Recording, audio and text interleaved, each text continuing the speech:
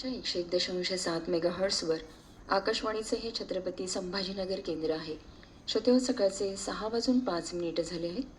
अमृतधारा या कार्यक्रमामध्ये आज आपण ऐकणार आहोत संयम याविषयी डॉक्टर सतीश ढगे यांचे विचार.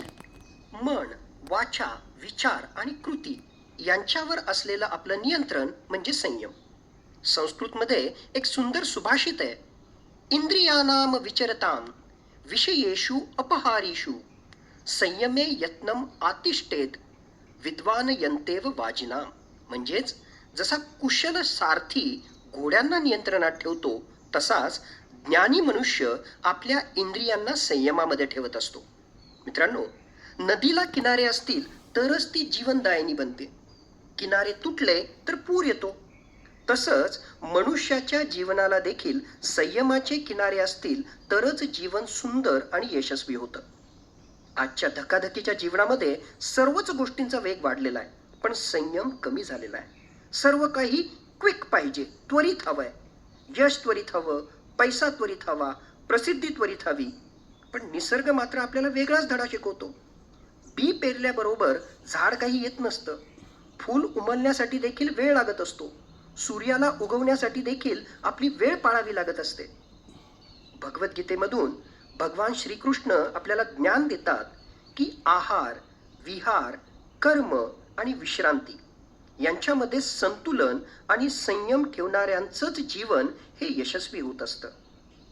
महाराष्ट्राच्या इतिहासामध्ये संयमाची अनेक प्रेरणादायी आदर्श आपल्याला दिसून येतील. छत्रपती शिवाजी महाराजांच्या जीवनामधील संयम हा त्यांच्या यशाचा एक महत्त्वाचा आधार होता. अफजल खानासारखा बलाढ्य शत्रू समोर असताना छत्रपती शिवाजी महाराजांनी घाई केली नाही. परिस्थितीचा अभ्यास केला, योग्य वेळ साधली आणि मगच कृती केली. आग्र्याहून सुटका करताना देखील त्यांनी धैर्याबरोबरच अद्भुत संयम दाखवला. अनेक महिने योग्य संधीची वाट पाहिली आणि मगच इतिहास घडवला. छत्रपती शिवाजी महाराजांचे जीवन आपल्याला दर्शवतं की संयमाशिवाय शौर्य हे अपूर्ण आहे. छत्रपती संभाजी महाराजांचं उदाहरण देखील तेवढंच प्रेरणादायी आहे. अत्यंत कठीण परिस्थितीमध्ये अमानुष छळ सहन करतानाही त्यांनी धर्म, स्वाभिमान, राष्ट्रनिष्ठा सोडली नाही. शरीरावर अत्याचार झाले पण त्यांचं मन डळमळलं नाही. हाच त्यांच्या आत्मसंयमाचा सर्वोच्च आदर्श आहे.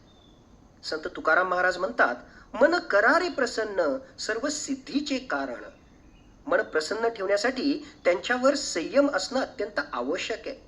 मनावर विजय मिळवला की जग जिंकणं अत्यंत सोपं होतं. छत्रपती शाहू महाराजांच्या कार्यामध्ये देखील संयमाची विलक्षण झलक आपल्याला दिसून येईल. सामाजिक न्यायासाठी त्यांनी अथक प्रयत्न केले, पण संघर्षाचा मार्ग न निवडता त्यांनी संवाद, शिक्षण आणि सुधारणा यांचा मार्ग स्वीकारला. त्यांच्या निर्णयाला विरोध झाला, टीका झाली, पण त्यांनी संयमानं खऱ्या अर्थानं समाज परिवर्तन घडवलं. त्याचमुळे ते राजर्षी म्हणून ओळखले गेले. श्रोतेहो, संयम हा दुर्बलतेचा नाही तर सामर्थ्याचा गुणधर्म आहे.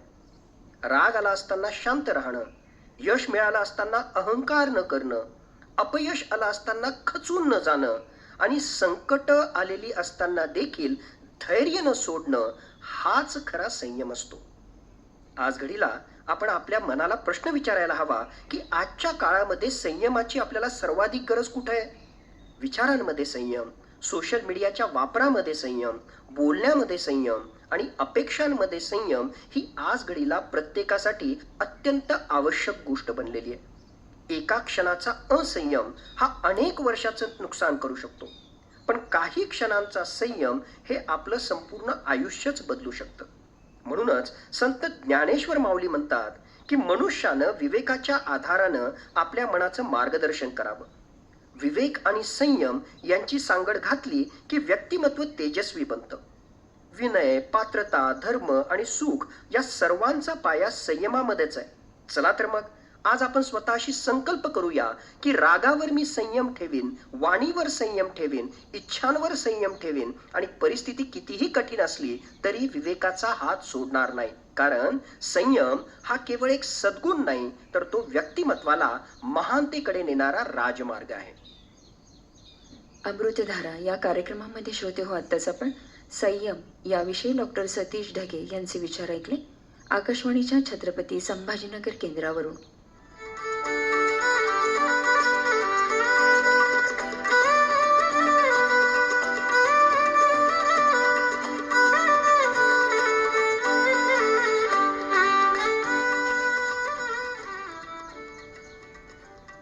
FM बँड 101.7 आकाशवाणी छत्रपती संभाजीनगर केंद्र. श्रोते हो, सकाळचे 6:10 झाले आहेत. श्रोते हो, नव्या दिवसाच्या या मंगलमय प्रभातवेळी मनात श्रद्धेचा दीप प्रज्वलित करूया आणि नामस्मरणानं दिवसाची सुरुवात करूया. भक्तिरसात न्हावून निघूया, कारण प्रार्थना म्हणजे फक्त काही शब्द नव्हेत, ती मनाला शांत